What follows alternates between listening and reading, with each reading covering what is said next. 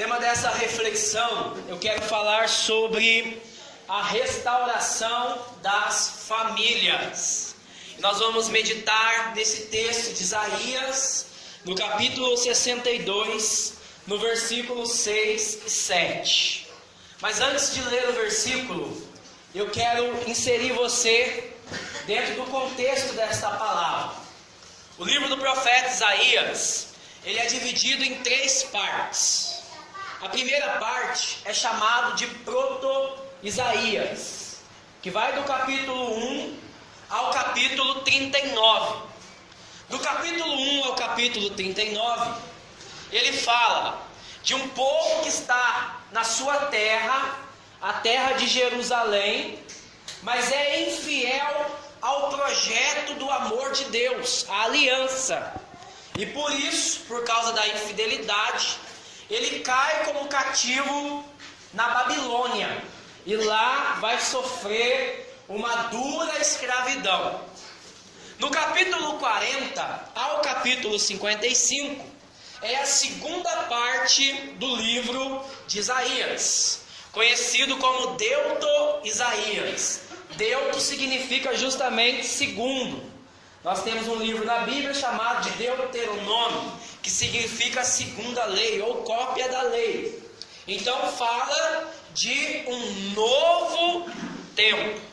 Então lá na Babilônia, lá no cativeiro, Deus levanta os seus profetas para consolar o seu povo, dizendo que ele vai realizar inúmeros sinais e maravilhas e vai trazer novamente o seu povo para Jerusalém. E esta promessa, ela acontece na terceira parte, que é o terceiro Isaías, que vai do capítulo 56 ao capítulo 66. Nós estamos no capítulo 62. E o capítulo 62, ele narra quando este povo que estava sofrendo uma dura escravidão volta novamente para a sua pátria.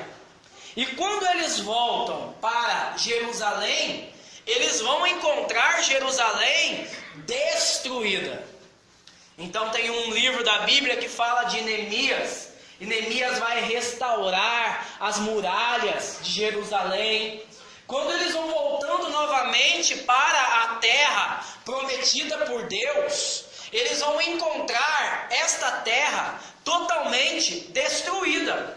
E esta terra destruída, ela precisa de restauração. Então fala para quem está do seu lado aí, ó. Nesta noite Deus quer trazer restauração para a sua família, em nome de Jesus.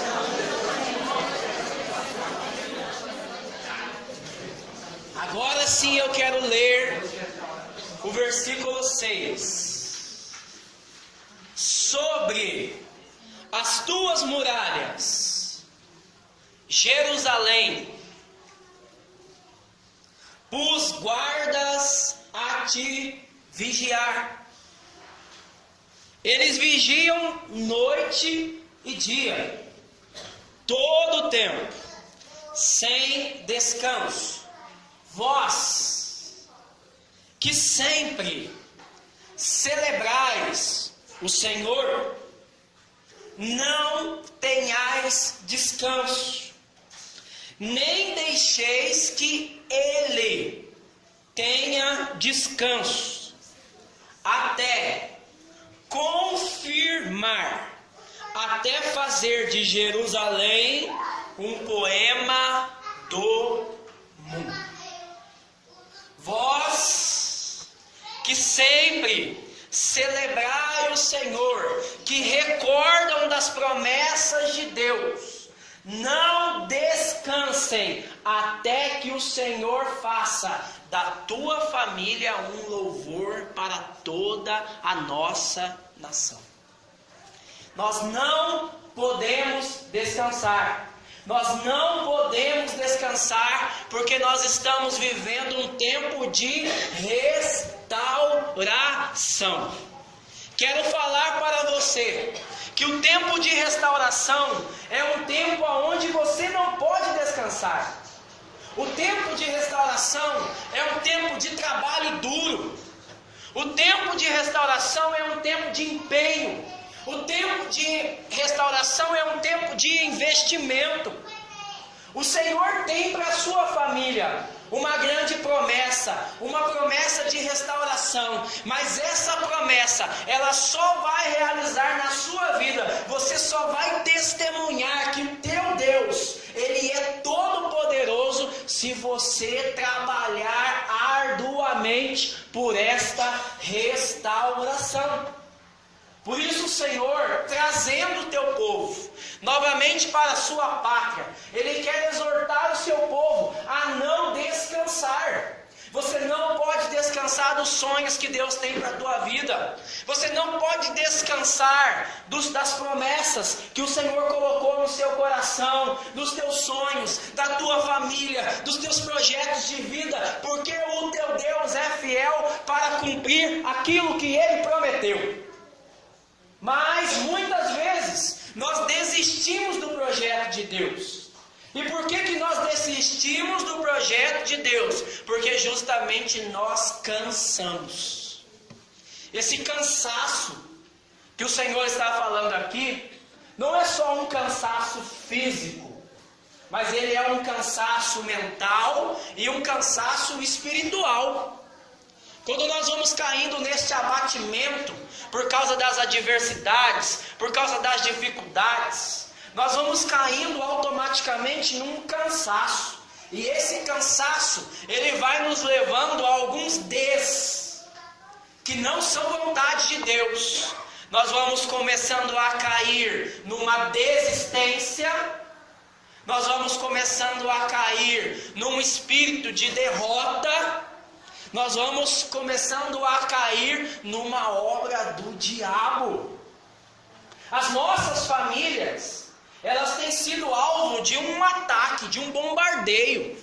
A todo tempo, o inimigo de Deus, ele tem infiltrado em nossas famílias. E ele vem para matar, para roubar e para destruir.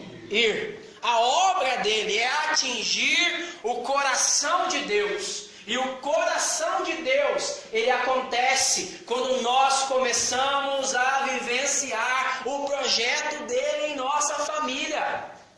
É na família que as crianças recebem de geração em geração a fé. É na família que nós vivemos os princípios, que nós aprendemos os valores. A igreja chama a primeira evangelização de igreja doméstica.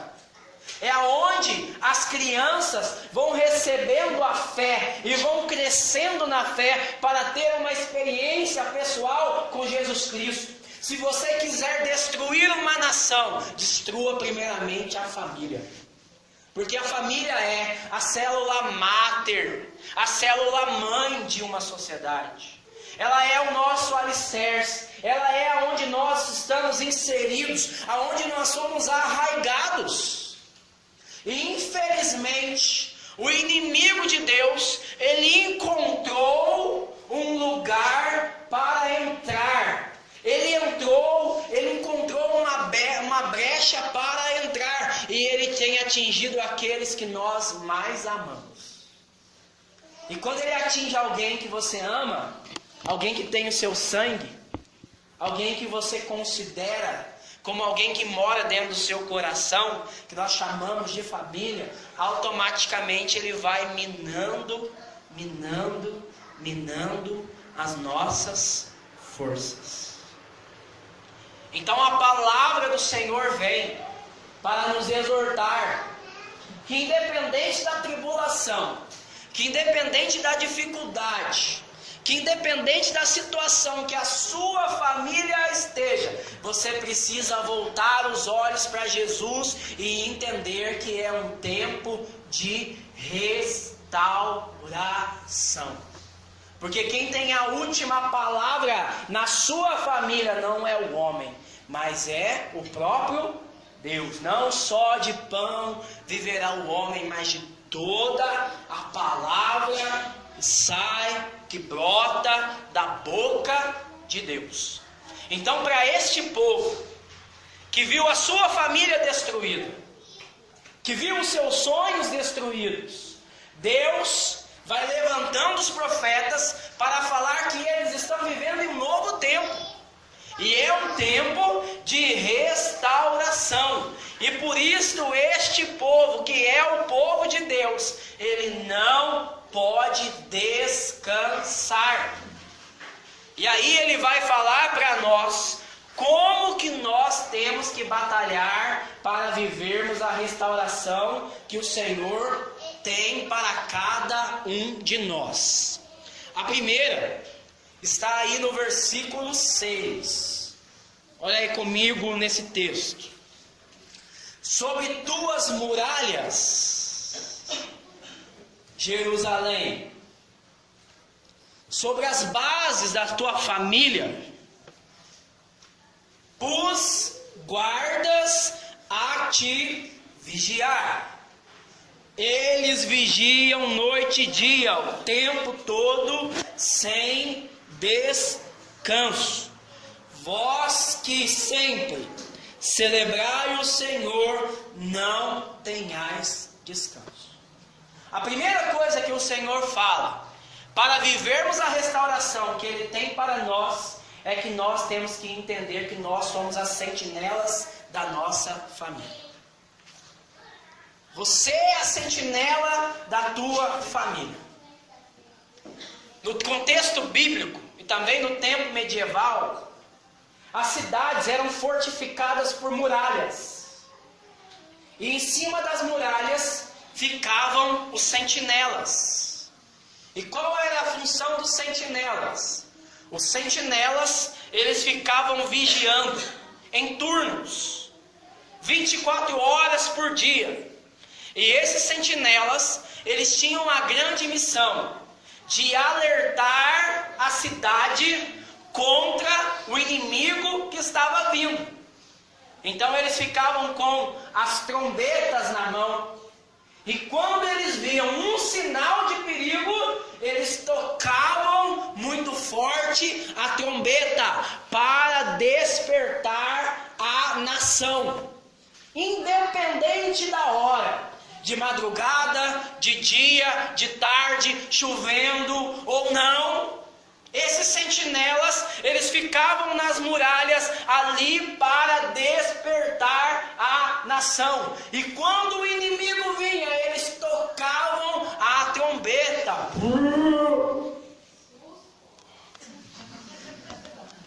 É mais ou menos isso. Para que aqueles que estão dormindo possam ficar atentos. Mas quando o sentinela, por causa do seu cansaço, dormia, ou por causa da sua distração, se embriagava, ele colocava toda a sua família em perigo de morte. Você é sentinela. A primeira coisa que o Senhor está falando: se você não está vigilante, se você não está atento, e diante dos ataques do inimigo, não está levantando um clamor, é porque o inimigo já encontrou uma brecha para entrar, para matar, para roubar e para destruir a sua família. Então o Senhor fala que o tempo de restauração é um tempo de nós nos colocarmos em prontidão como sentinelas. E os sentinelas são aqueles que ficam na brecha para que o inimigo não possa entrar. E esses sentinelas é aqueles que têm uma arma em suas mãos. E qual é a arma que os sentinelas têm em sua mão? O clamor. Fala para quem está do seu lado aí. Você é o sentinela que tem que clamar por tua família e por esta nação.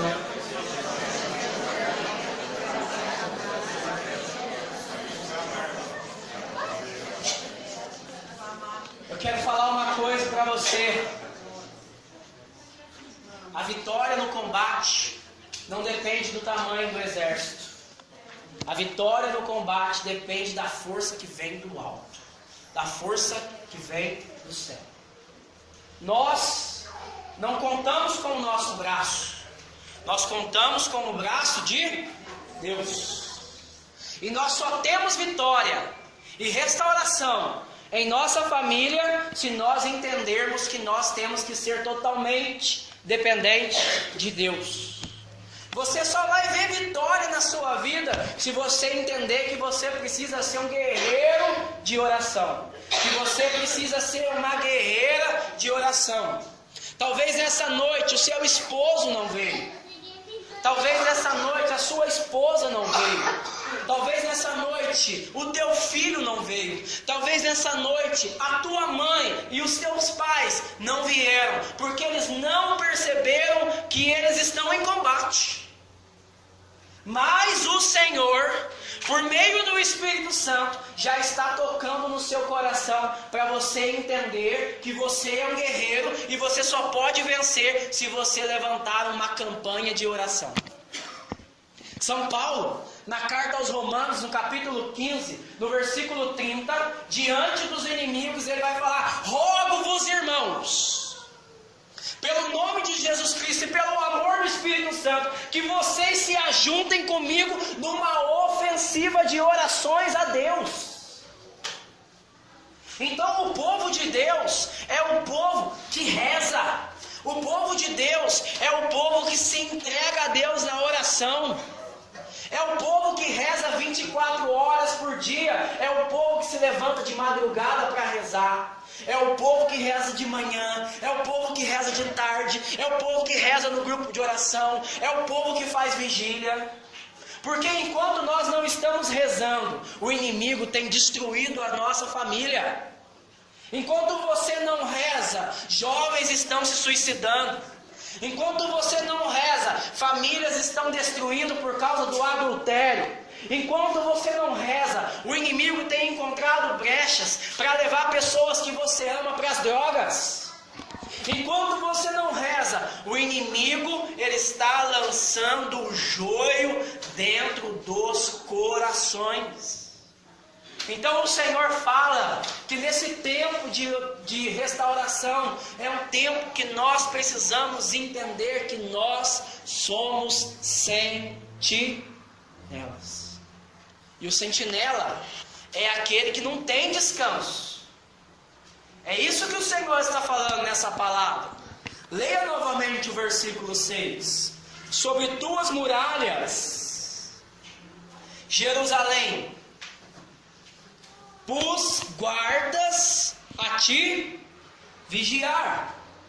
Eles vigiam noite e dia.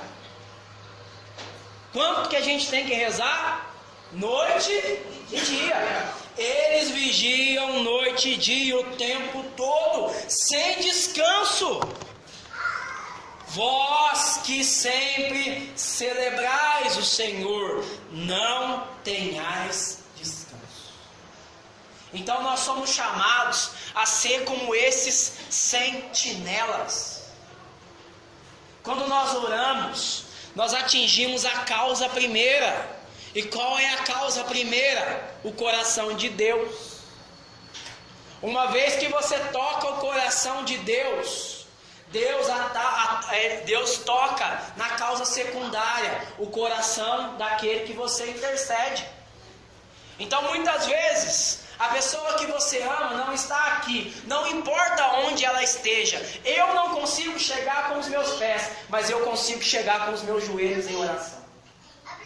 Então eu posso falar para Deus essa noite: Senhor, o teu projeto para minha família é um projeto de restauração. Vai agora e vai tocar lá no coração do meu irmão que está lá na biqueira agora querendo usar droga. Senhor, O meu marido, o meu esposo, Senhor, agora nesse momento ele está se embriagando, ele está perdendo a sua vida, ele está perdendo momentos prazerosos na família. Senhor, vai agora nesse momento, em nome de Jesus, levanta um servo lá para falar com ele, levanta lá alguém, toca no coração dele de alguma maneira. Nós perdemos essa dimensão da oração.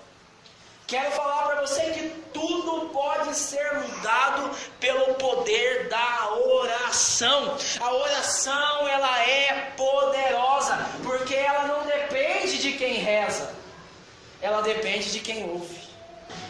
Quem está ouvindo a sua oração é o próprio Deus.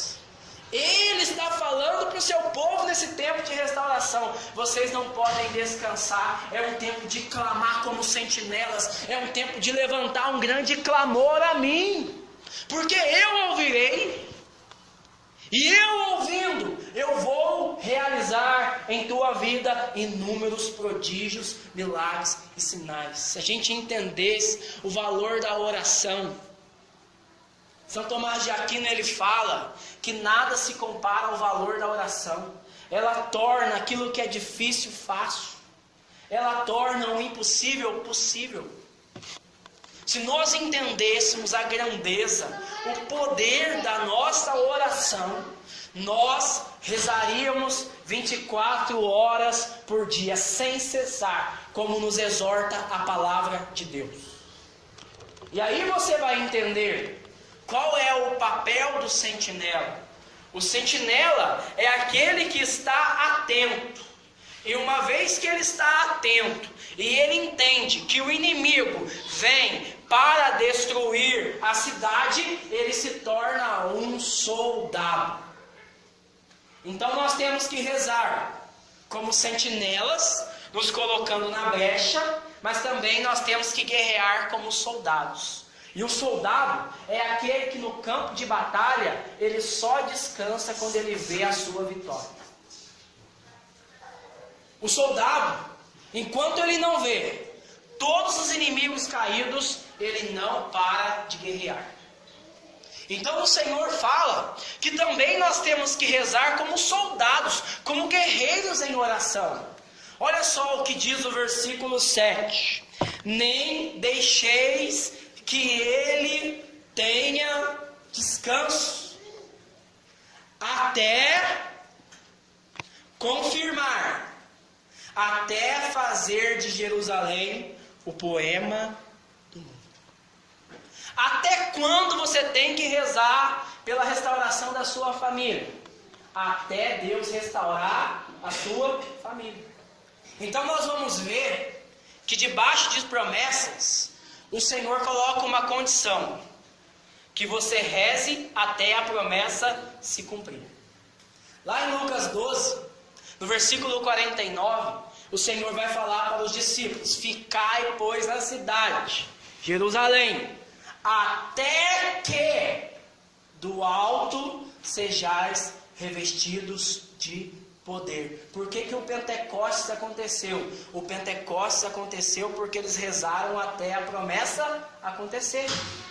Por que as promessas não acontecem na nossa vida? Porque por causa da demora, por causa do silêncio, nós deixamos de rezar. Mas você não pode deixar de rezar. Você tem que rezar por essa causa específica na sua vida, até o Senhor cumprir aquilo que Ele te prometeu. Então o Senhor fala para esse povo: vocês não podem ter descanso, vocês têm que rezar até que Jerusalém seja restaurada e se torne um poema para o mundo. Tem um ditado popular que fala assim: a gente tem muita iniciativa, mas tem pouca acabativa. Por que fala isso? Nós, brasileiros, somos bons para começar uma coisa, mas nós somos ruins, terríveis para ver essa coisa ser realizada até o fim. Então nós temos que rezar. Nós temos que levantar campanhas de oração até o Senhor cumprir em nossa vida aquilo que Ele prometeu. Então na Bíblia, a oração, ela é chamada de combate. O próprio texto que dá origem à nossa comunidade, a comunidade javenice, é um texto que fala que Josué e Moisés batalharam até o pôr do sol. Se você olhar na Bíblia, você vai ver que as grandes batalhas, elas acontecem até o raiar do dia. Nós lembramos de Jacó, no capítulo 32 de Gênesis. Quando ele vê o anjo do Senhor, ele fala para o anjo do Senhor: eu não vou te largar enquanto o Senhor não me abençoar. E ele travou uma luta com o anjo a noite inteira. E ele não parou de rezar enquanto ele não foi abençoado. Nós vemos Jesus no Getsemane. Ele estava também numa noite, numa madrugada. E os evangelhos falam que ele estava suando. Eu pergunto para você: você acha que naquela noite estava quente ou estava frio? Estava frio. Mas por que ele estava suando? Porque a oração é combate. A oração é você entender isso. Não é uma coisa passiva. A oração é uma luta. Eu tenho que lutar contra as distrações. Eu tenho que lutar contra a preguiça. Eu tenho que lutar contra os pensamentos que não vêm de Deus. No momento que eu começo a rezar, eu tenho que entender: Senhor, eu só vou sair dessa oração enquanto eu for batizado no Espírito Santo. Eu vou só sair dessa oração enquanto eu ouvir da tua boca, no meu coração, que o Senhor vai cumprir aquilo que o Senhor me prometeu. Eu não vou desistir enquanto eu não ver diante dos meus olhos a minha família sendo um louvor para as nações. Eu não vou desistir enquanto o meu filho, o meu esposo, a minha esposa, aquela pessoa que eu estou intercedendo, glorifique o nome do Senhor e possa pregar o seu nome sobre toda a terra. Senhor, eu não vou desistir enquanto a promessa não se cumprir. O Senhor ensina para nós que a oração é isso. O Getsemane foi isso. Jesus suou, não suou só água não. A palavra diz que ele suou sangue. Você já rezou até o sangue? Você já rezou até você não aguentar? A Bíblia conta que Abraão ficou numa noite batalhando e vinham aves de rapina sobre ele. E ele ficou lutando. Chegou uma hora que ele desmaiou. A palavra de Deus fala que o Espírito Santo vem em socorro de nossas... Sabe por que o Espírito Santo não vem? Porque você não lutou até acabar as suas forças. Nós estamos precisando voltar um tempo de pedir o Espírito Santo, de pedir para Deus tocar no coração das pessoas que nós amamos até a promessa se cumprir. Você tem que sair daqui rouco se for preciso nessa noite. Você tem que sair daqui acabado, sem força. Você tem que sair daqui até que Deus confirme no seu coração que Ele não te chamou para derrota, mas Ele chamou você para ser mais do que vencedor. Nós precisamos voltar a essa atmosfera de graça, a essa atmosfera de coração. Quero falar para os jovens que estão aqui: está na hora de vocês voltarem a fazerem vigílias. Está na hora de nós começarmos a sermos loucos de novo, de sermos vigilantes, de começarmos a levantar a Deus o nosso clamor pelo nosso ministério, pelo grupo de oração, pelo teu bairro, pela cidade. O Senhor está reclamando que nós estamos cansados, que nós estamos desistindo, porque você no meio da batalha está vendo só a dificuldade.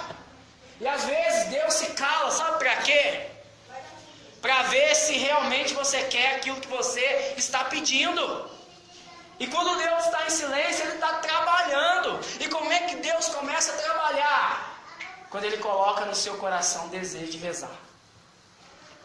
Quando Deus quer realizar um milagre, a primeira coisa que Ele faz, Ele desperta no coração de alguém uma atitude de voltar para o primeiro amor.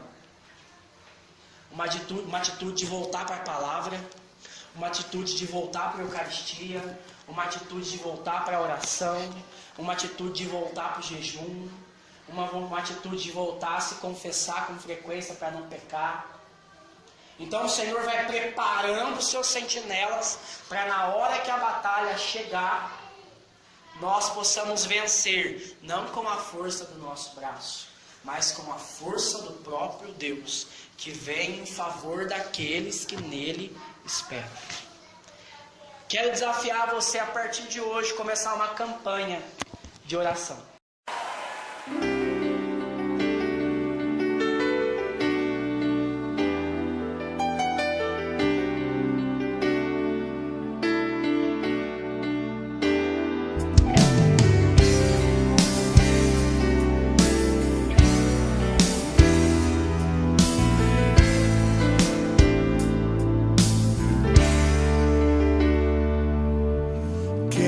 Consagrar meu lar a ti, o nosso futuro para te servir, com toda a minha força e entendimento, quero dedicar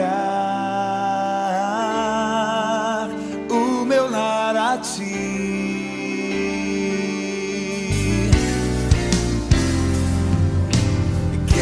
Consagrar meu lar a ti, o nosso futuro para te servir, com toda a minha força e entendimento, quero dedicar o meu lar a ti.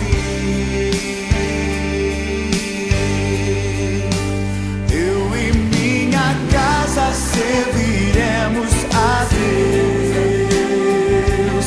Eu e minha casa serviremos a Deus. Eu e minha casa serviremos a Deus com alegria. Eu e minha casa serviremos a Deus. Serviremos a Deus. Eu e minha casa serviremos a Deus com alegria.